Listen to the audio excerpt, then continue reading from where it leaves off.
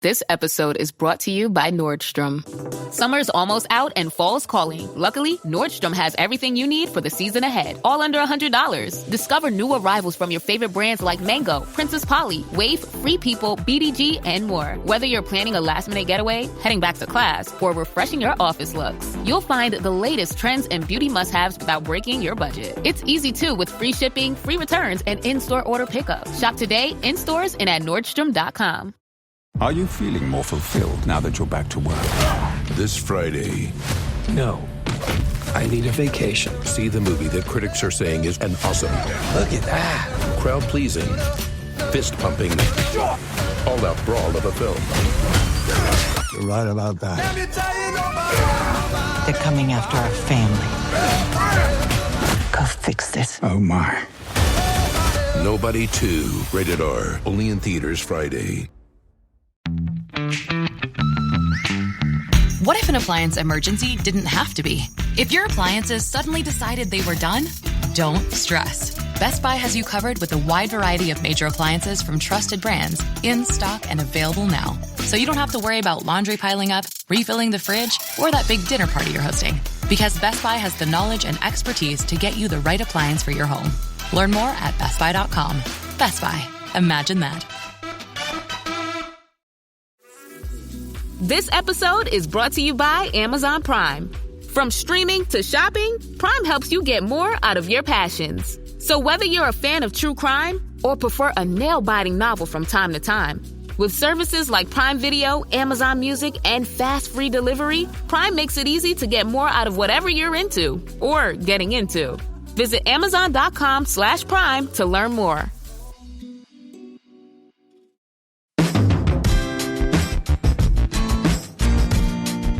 Hi, this is Tony Ruggiero, and you're listening to the Tour Coach Podcast. These are a collection of conversations, roundtable discussions, interviews with friends, people I meet, people I teach, folks that come to see us, people that I teach with, respect and admire, all from around the world of golf. If you're a golf nut, a golf junkie, you love golf instruction, or maybe you just want a little entertainment, you're in the right place. We've got over 200 conversations out there available for you now on the Tour Coach, and I'm excited as we head into 2024. Our goal is to bring you more content each and every week and help all of you enjoy and play the game of golf better. Special thanks to my sponsors that have all been with me for such a long time. Thanks to McConnell Automotive, Mitch McConnell and the folks at McConnell Automotive, and the folks at Bushnell Golf. Couldn't do any of it, especially pro work, without them. Vineyard Vines, keeping us looking good and always taking care of us at all the retreats. And, of course, Shrixon and Cleveland Golf and the folks there, whether it's Chip Holcomb, Eddie Dry, Mason Prang, Noel Zavada, Roddy McDonald, all of them, everybody that has been part of our journey with Shrixon Cleveland Golf for over 23 years, I believe it is now.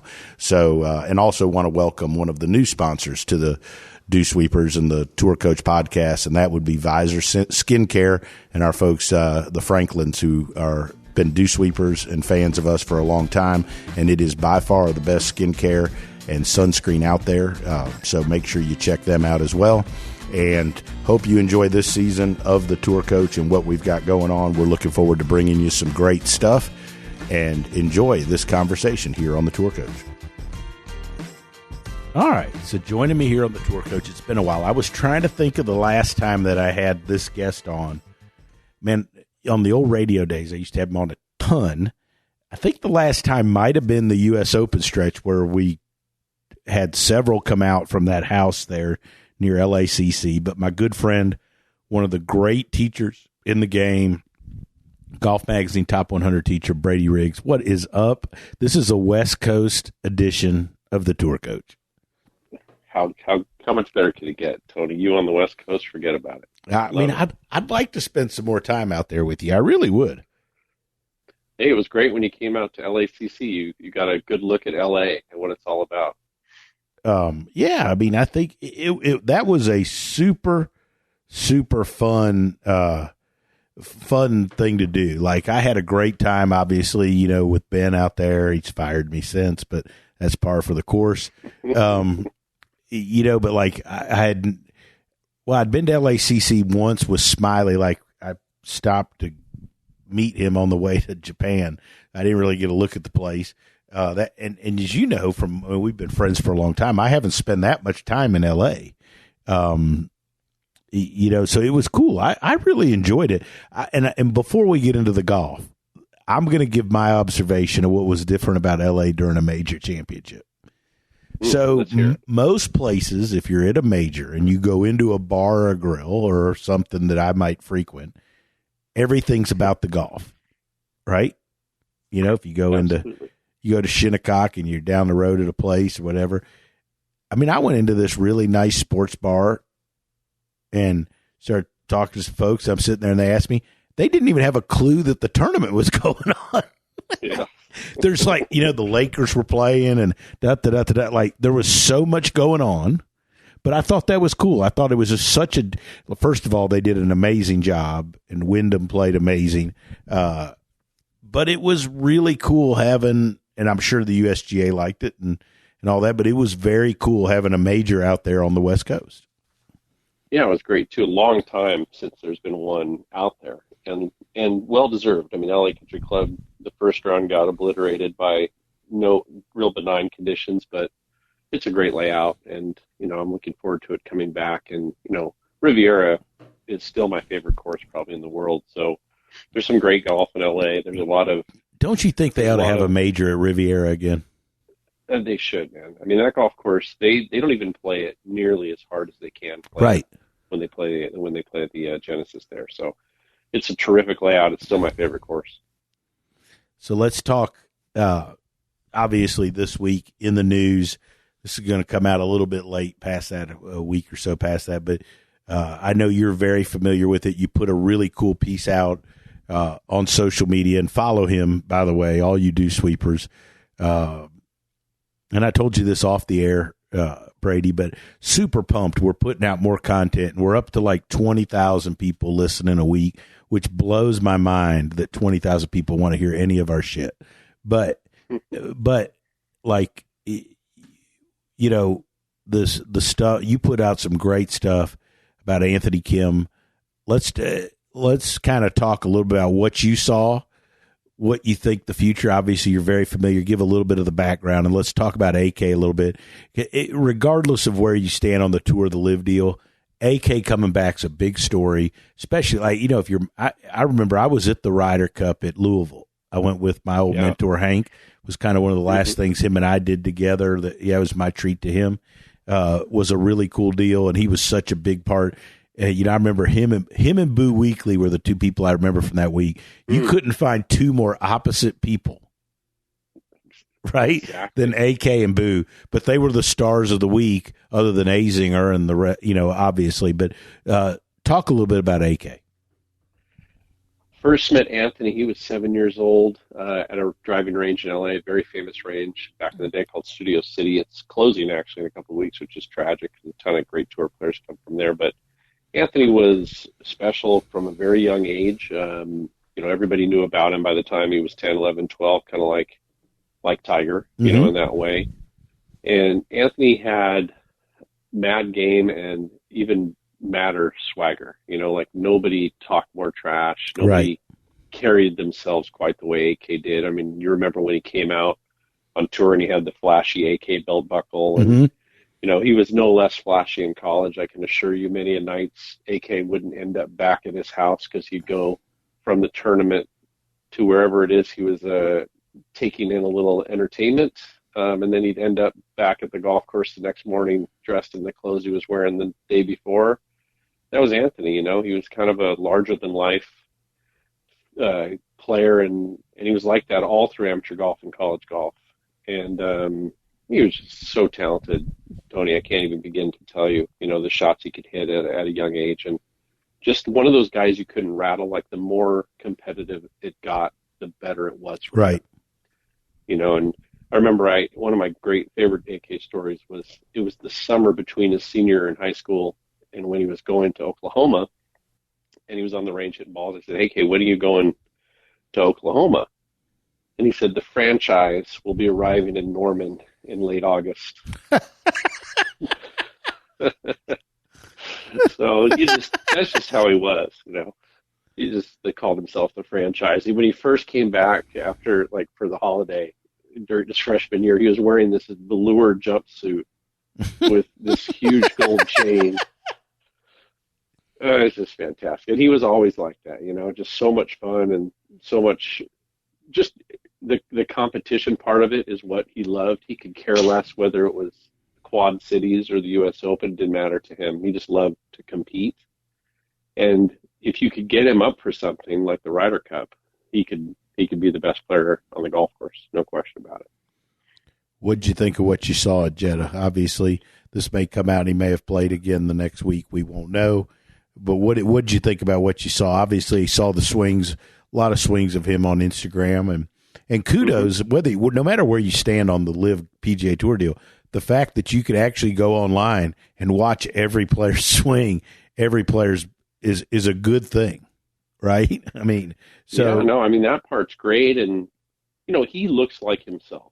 Like the swing looks like AK. That's what I thought. All the normal stuff, like the same triggers going back, the little lateral motion to start, changing directions really quickly, at kind of halfway back, like, Tommy Armour III did that, a lot. Just up tempo, quick transitions, super aggressive through the ball. That just looks the same. Even a follow through to me looked exactly the same. The confidence is one of those things that I don't care who you are. You take enough time off. That's the thing that goes, no matter how good you are technically.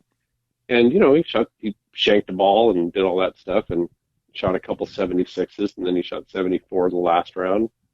But I think overall, heck, I don't know how you would play after 12 years off playing competitive golf. I would have been pretty happy with a couple 76s and a 74. I thought, that obviously the Twitter people are brutal, but I thought. One, he actually surpassed what I thought he might shoot a little bit. I thought the first round could get a little goofy, but he hit a bunch of good shots. And look, regardless of what you think about the whole deal, like I thought his comments were really open and honest about like, hey, like there was a lot of upside. I hit it better than I scored. And the only people that are going to bitch and say stuff about that are people that don't know anything about golf. You're right. Right? You couldn't be more right. I totally agree. Because how many times you and I have talked multiple times about a player who's not played, and you're like, oh, well, he hit it pretty good. He just didn't get very much out of it because he hadn't played. The only people that are making fun of him for shooting 76 when he says he hit it okay are people that don't know anything about golf. Yeah, and we both know there's rounds. Not all 76s are the same, right? Correct. You can shoot 76, hit it. My 76 and AK 76 are different. Indeed. And you can shoot the same score 2 days in a row and have two completely different days. But he had stretches of good golf in every round that he played. But I think what you said about him in his comments was really interesting because that's a different guy, compared to the guy that we knew, and I knew him very, very well. I probably watched Anthony hit at least 100,000 golf balls on the range. That's how much time I spent with him. And I absolutely do not take credit for him as a player. He, Adam Schreiber's his coach, and they have just done great work. Right. I love Adam. Absolutely. He's a great coach. But I clearly I spent a lot of time with Anthony, and I would just say like the swing looks really, really good. But his maturity level just seems really different to me. He says he's got a story to tell about, what's been going on with him. And I think we're all anxious to hear that because nobody really knows except for maybe one or two people what's been going on with his life. But, he's a dad now, and he's got a daughter, and his wife's there, and she's into golf. And I think from what I've read, that motivated him to maybe come back, and maybe he's got a perspective now that's really different and healthier for him. Maybe he'll just kind of grow into that space and enjoy his golf, because I can just tell you, it was not something he enjoyed. He didn't love golf. He was a means to an end for him for most of his life until he quit playing. And I don't think he has to come back to play. I think he wants to come back to play, and that might really change things for him. I'm certainly rooting for him to be successful wherever he's playing. Because he's a great story, and he's an LA kid, and obviously, I wish him nothing but success.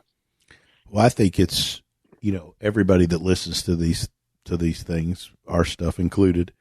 You know, they think they know more than everybody else, or a lot of people do. And, you know, I think they assume that everybody just loves golf and wants, you know, there's nothing that could be better or greater than this, that, or the other. But don't realize that there's a bunch of people. I've taught a couple that don't love golf. They just happen to be really good at it. Really well said. Yeah. Right. And it'd be no different than an accountant who's brilliant with numbers and great doing all that. But, I mean, it just isn't what he loves to do. He just does it because he makes a great living doing it. And I think people don't understand that. And I think what you say, you know, but, you know, I also think that, like, if he's come back and it's because he really wants to do it this time, I think it's going to be a great story. Right? And it'd be interesting to see how he does. I think whatever he gets out of it, right? I mean, it's going to be a good thing for him to have come back. I mean, he was always that, you know, Obi-Wan Kenobi figure, you know, in golf. He was off into the wilderness and nobody knew where he was, and there was always these rumors about him. And I think the whole time Anthony just didn't want to come back and didn't care. You know, he didn't want to be around golf. I mean, golf, without talking too much about it, was always tough. You know, the people around him, I think, were difficult. I think it was just really difficult for him. And he grew to hate playing. Didn't want to practice, didn't love it. You know, he loved the competition part, but just didn't love the game. And, you know, maybe this has given him a chance to see it again from a different perspective. And, you know, I think he's still in the low 170s ball speed wise. It's not like he's lost that much. I think he'll get stronger too as he goes. So he's not going to lack for distance. I mean, it was a strength of his previously, and maybe, you know, most of the top 25 players in the world have passed him by, but he'll hit it long enough. Yeah. He's not going to be. When he gets going. Yeah. Correct. When he gets going, I'll tell you one more quick case story. So we were playing a two-man match, and he was on the last hole, and a really friend of mine from Sherwood, great guy, massive smack talker himself, and not a very good golfer. They were on the last green, and there were all these bets going. I have no idea where things stood, but anyway, Anthony's got about a 20-footer, and my buddy goes over, and he's trying to rattle him, you know, and they were friends, so there was always a bunch of shit talking. And anyway, he stands right next to him, and he's standing like 2 feet away from him, and AK's standing over the putt, and AK looks up at him without changing his stance, just looks up at him, and he goes, "This is going to hurt a little." Put his head back down and knocked it in. How great is that? That's the guy, you know. That's the guy who in a Ryder Cup can change things. Right. You know, I mean, that type of spirit, that type of fight. I mean, Sergio wanted to have absolutely nothing to do with it. But and not to go down this road, although we could. But, like, that's the stuff we need on a Ryder Cup. We don't need a boys club. We don't need this guy is, you know, he's buddies with this or, you know, he just played good for the year. Like, I mean, we need guys that people are scared of, and that when you put the tee in the ground, it means something different to them. Lanny Watkins, Corey Pavin, Bill Payne Stewart, those guys were ballers, man.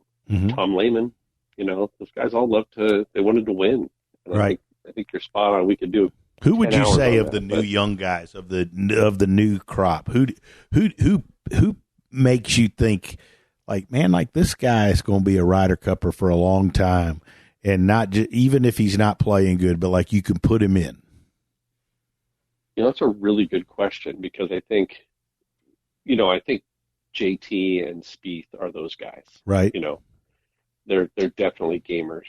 You know, Koepka, that's not a guy who likes to lose very much. You know, but this younger generation coming up of these guys that are really, really good, like, I like Sahith a lot. I think he's got a lot of game.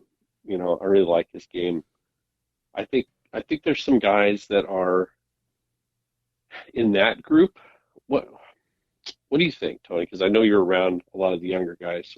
Who do you think's in that group that can really? I like what you said about the Gala. I like Sahith. I think that, you know, his game, I think is great. You know, you can't disagree with JT and Jordan. I mean, and I think together, it's weird how Ryder Cups make people partners, isn't it? You know what I'm saying? It's strange. Like, like Strick and Tiger, there's just stuff that, I personally think where we need to change, and this is a way different, like we got to change the captaincy. Like we don't need the same 5 people rotating through there, I don't disagree. It's no different than picking the Golf Magazine Top 100, but that's another subject. Right? I'm getting kicked off for this, but anyways, so, but I mean, I think about what about the best college coach in the country? Yeah. I've always felt like, I know it sounds crazy, but I mean, Krzyzewski made a pretty good U.S. Olympic team coach, he knew how to coach. And I think somewhere in there. What if you put a coach as the coach? That's what I'm saying. Maybe Mike Small. Right. There's a guy who commands respect. He's been doing it a long time. He's a really good player. And he can flat play, and then he's out there as a coach who all he does every year is coach teams. That might be a good pick. Somebody just off the beat, because I think you're right. We get the same type of person in there all the time. And a lot of those guys now that are turning captain weren't great Ryder Cuppers. No. And they were in a generation that lost every single time on the road. So I think you wouldn't be bad to shake that up. I think, obviously Tiger's the one, like you got to give him, and I think he'll be great because I don't think he'll care if he pisses anybody off. I think he's going to do it to win, and he's going to make the decisions. But, I think that some of the things you've got are like, I mean, is whoever is in charge of it going to give the captain the ability to really pick who they want, and who's going to be the best team. And so, but like, I think obviously you got Tiger, and what I think's a shame about the golf, where we are as a golf world too. And I've been fortunate to just go into a couple live events to spend whatever 9 or 18 or 27 holes with Phil. Like, I think he's the same way. He would do whatever it took to win. He would be a great captain. I mean, I hope at some point people heal and he gets the opportunity, another California guy. But I mean, I think that we got to quit trying to appease people and pick people who actually want to do the job to win. I think you're right. And I think, we need it right back to where we started with this Ryder Cup, is back to guys like AK. You're looking for those types of players that are fiery, that are out there. They don't care about the money in that point. They're just out there to win. And they're not trying to make friends with everybody.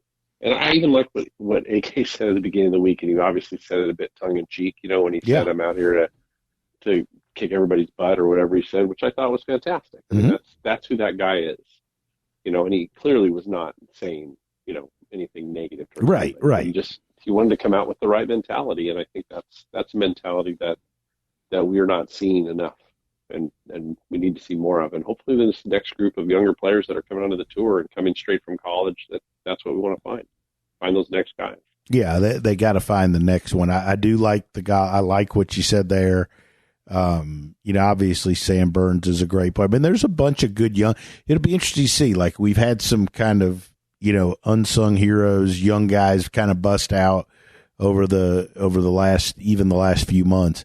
With it being a little bit of a stretch, it'll be interesting to see. I think you'll have a couple guys that come out that people didn't know about. I think Cameron Young should have got on the last one. I mean, he scares me. If I was playing as a player, he would scare me more than some of the guys they picked. Yeah, I can see that.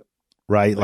Crazy long, hit some shots that, like, there's going to be guys on the other team, they just can't hit it. I don't care what they say. They can't hit it. I mean, does he have weaknesses? Yeah. But, when Tiger came out, he had weaknesses. He wasn't he wasn't great at certain things, but he still scared the shit out of people. Yeah. Yeah, I think it's tough to deal with a guy who can do things that you can't do. Right. In a match play setting, right? Because he can make some big mistakes, but it's not going to hurt him but a hole.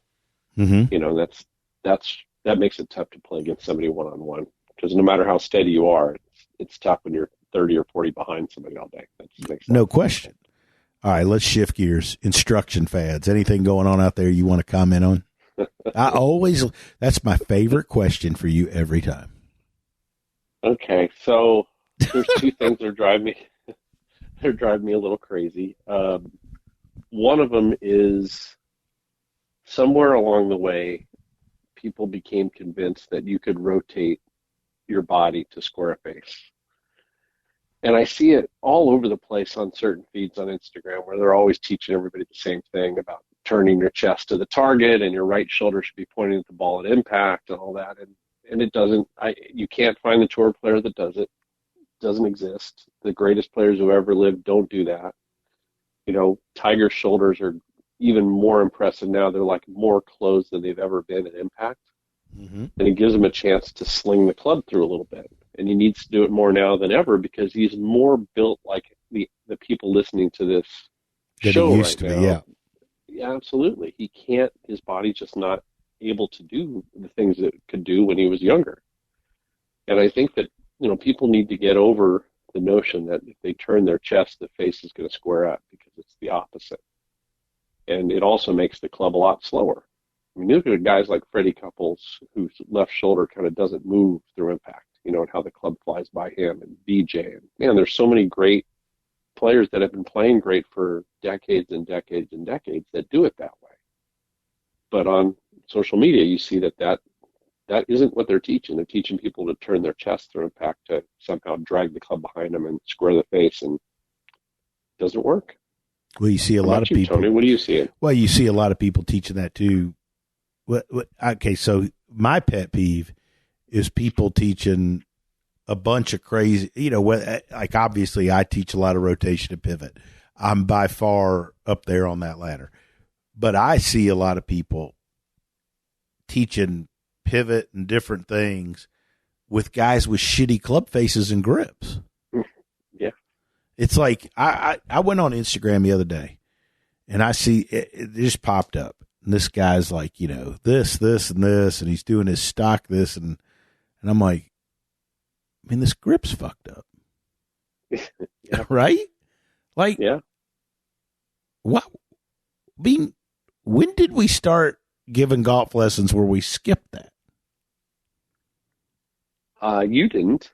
Well, I mean, I'm not by far perfect. I mess up plenty of stuff, but like, you know what I'm saying? I mean, is that crazy? But like, I turn on Instagram and I'll see this, you know, pressure shift, and I'm not saying I don't teach and put a bunch of that stuff out. I'm just saying, like, but like, I'll see somebody talking about pressure shift and they're doing this, they're doing that, and the guy's club face is screwed up like chocolate cheese. That's Southern. Seems to be, that's Southern, Brady. That's the first time I've ever heard chocolate cheese, Tony. Never heard that before. You know, that's what makes it tough when you teach everybody the same thing. Mm-hmm. You know, I had a guy today, his name is Mark Brown. He's a great guy. He's a member at LA and at Riv. He's 75 and he carries his bag 9 holes a few times a week. And he's like, I bet you don't know many 75-year-olds that are carrying their clubs. I'm like, no, I mean, I wouldn't do it. And I'm 20 years younger than Mark is. He goes, yeah, but I only have 8 clubs in my bag now. I think I'm going to go down to 6. It's just getting too heavy. So anyway, Mark's not, you know, he's not dynamic athletically anymore and hits a 7 at about 130 yards. And the club face is absolutely wide open coming down. And he hits a draw. You know, and it's wide open because he can't move his body really well. So he's got to use his hands a lot. Mm-hmm. So if I made the face look good coming down and he used his hands a lot, that thing's going left to left. Mm-hmm. You know, so it works really, really well for him. And then, you know, I had a guy 2 days ago who was in the exact opposite space. He was younger, he was super flexible, very strong, and a big guy. Mm-hmm. And he wants to play a fade. Well, that face is pretty closed at the top, and his body is rotating a lot more through impact. He can hit a fade. And he can hit a fade doing that. But if you tried to teach either one of those guys, even a neutral grip with a neutral club face, they would not hit it as well. Mm-hmm. And I think that's the thing that gets lost on a lot of people that are busy teaching technically sophisticated things. They're missing out on the pieces that matter the most. Like you said, where's the face? What's the path doing? How do those two things, you know, interact so that the guy can hit a ball where he can find it? Well, I was up at Montgomery not long, in the last 6 months, and gave a guy a lesson, and there's a guy down the road that teaches everybody that I've seen. And you know, look, we've been around the block long enough. Like, you could tell a lot of times in your area who people take lessons from. Am I wrong on that? 100%. Right? And absolutely. And look, and being fair, if one of my students was in LA and they said they moved from Alabama or South Florida and they came out and they took a lesson from you, you'd probably be able to tell if I taught them. I mean, being fair, right? Some, you know, if they had some good jokes or something. Well, I know if the things look pretty good, I would know. But, you know, yeah. But you're right. I mean, it's not. But you wouldn't be. I couldn't tell from just watching their swing. They don't look. Tony Ruggiero students don't look a certain way. Well, I mean, so I see this guy, and anyways, the person I'm talking about, everybody tries to get bowed and shut, right? Mm-hmm. Yep. And this guy has zero ability to turn. I mean, I'm a better athlete. I'm better shape right now. And, you know, he's shanking them off the range at Montgomery into this parking lot. You know? And I was like, I mean, what are you doing? He said, well, he's got me bowed. I'm trying to hit push draws. Oh, mercy. You know? That's not ending well. And I mean, you know, it's like, you know, but there's a lot of that out there, you know, and I always go back to, you know, what you said. I mean, just the stuff you were just talking about. But I remember one of the things on the golf coach development, we had Butch on, and he talked about, like, you're teaching the person, not golf. You know, like, I think we get away from that a lot. You know, I think everybody gets these ideas of this is what everybody can do, or what's going to, you know, I'm going to sell a bunch of seminars, or I'm going to do this or whatever. And, you know, they make everybody try to do some of the same. And I'm probably guilty of it too, to be completely transparent. I'm sure I get caught in my ruts a little bit too, but I think it's an epidemic. I think you're right. And I think if you see a post on Instagram, somebody teaching, they say something along the lines, this is how you have to do it. Mm-hmm. This is what all the great players do. This makes it go, you know, this is how you get all your speed. That's just disingenuous, you know, like, it's just not true. Right. If you said instead, hey, look, this works really well with players that are having trouble with this problem. You know, I found a lot of success helping people do that. That's great. That makes a lot of sense. You could say that and say, I try and get most of my amateurs to do this because they hit it better when they do that. That's fantastic. Like turning your hips immediately on the backswing, right? Yeah.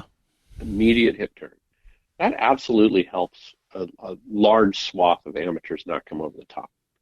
They can get some depth out of their turn. The club can come from behind them a little bit more. They can get the club to work from the inside better. It's all 100% true, but when you say that this is what all the best players do, then you're wrong, because you didn't see Tiger on video, apparently, in his younger years. Mm-hmm. You didn't see Rory where he starts his backswing. Sam Snead didn't do that. Hogan didn't do that.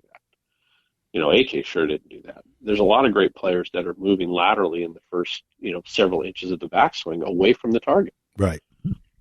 And you can't tell me that, you know, that isn't more athletic. You can't tell me that doesn't make the ball go further. And you certainly can't tell me that it's not more consistent. Because I would tell you the best guys that ever lived. I would tell you a lot of the guys that could hit it the furthest that I've ever put on a swing catalyst.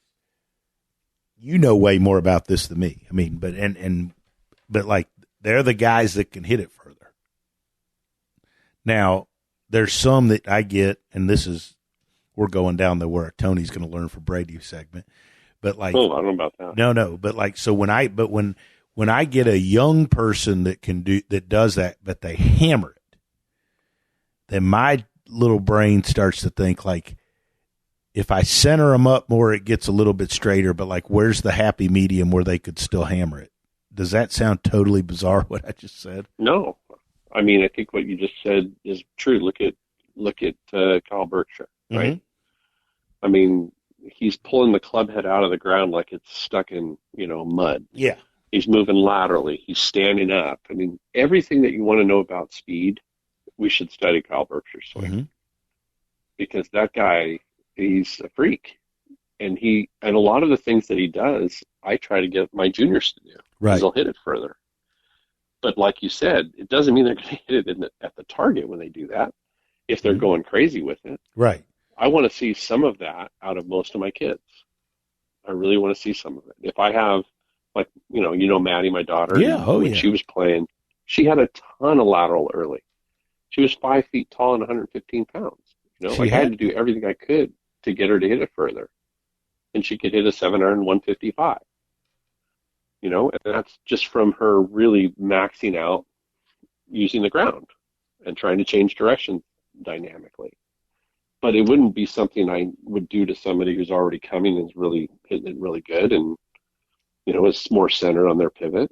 And so I think what you said is true. Like, it creates more speed, but it can also be dangerous, so you got to find the right space. Yeah, and I think that's what I'm teaching. And we talk so much away from this, but like, that's the art of teaching, and that's why you can't just read a book or whatever, and it's A, B, C. If it's A, then you got to go do D or whatever. Like, it's, and I know Mark Blackburn does a great job of putting out, like, these are the ingredients of somebody's program, whatever. Like, but like, it's like cooking. Like, you got to figure out how much of that you got to put in.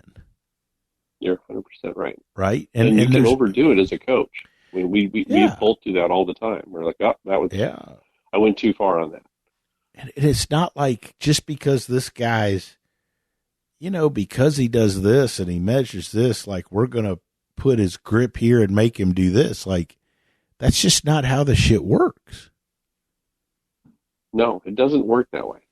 And plus, you have the human element too, which is somebody may not be comfortable.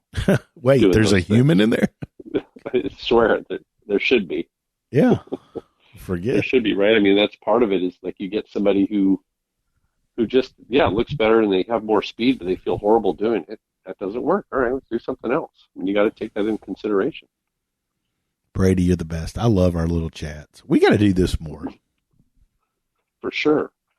We got to play more, Tony. Boy, I tell you what, that day at Pinehurst #1 a couple of years ago, that was an all-timer. That was so funny. I couldn't move at all. Man, I hooked it more than usual. You hooked it perfect.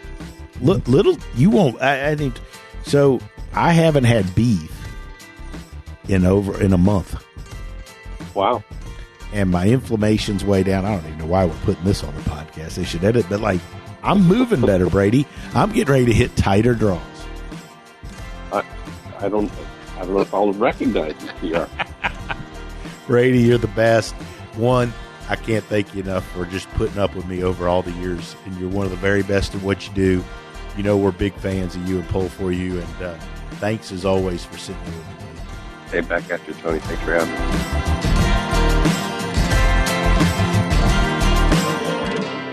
I just want to remind everybody something that I forgot. Recently, a couple weeks ago, my wife and I went out. We went to a wedding, and afterwards with some friends, we were like, hey, where's a great place to go? I'll be honest, like, in my travels and day-to-day, sometimes I get caught up and I forget some of the great places right around the corner. But I got to remind you about the Icebox Bar on 755 Monroe Street. I was blown away by just the whole vibe, the atmosphere, and with the Velvet Pig, the food in the back room and the big screen TVs up front. We sat there and watched some playoff games. I was blown away by the atmosphere, the vibe, and just how cool it was to have the Icebox Bar right here near the Dew Sweepers downtown, near where I live. You're looking for a great place to go sit, watch some games, hang out, play some pool, you got to go to the Icebox Bar right there on Monroe Street. There's a good chance you'll see all of us hanging out. But do yourself a favor, go visit the Icebox. It's one of the best places out there. Hi, this is Tony Ruggiero. And look, recently, several teachers I know and several players have had some scares with skin cancer. In fact, I recently went and saw a dermatologist here in town, and I had a couple things frozen off, eyelid, my face, my earlobe, and not getting any younger. And I know it's getting to that time of the season where it's cooler, but look, being in the sun is a real deal, and I've not been very good, to be totally honest, my whole career at using it at all, because I didn't like how greasy it was, how hard it was to get off your hands, how it clogged up my pores. And then I found this sunscreen, Visor Skincare. It's clear, It goes on. It doesn't dry you out. It isn't greasy. It's like you didn't put anything on it. By far, it's the best sunscreen I've ever used. Without a doubt, is the easiest to use. And we've got a discount code for all of you. All you have to do is go to visorskincare.com, use our code word DewSweeper. visorskincare.com, code word DewSweeper.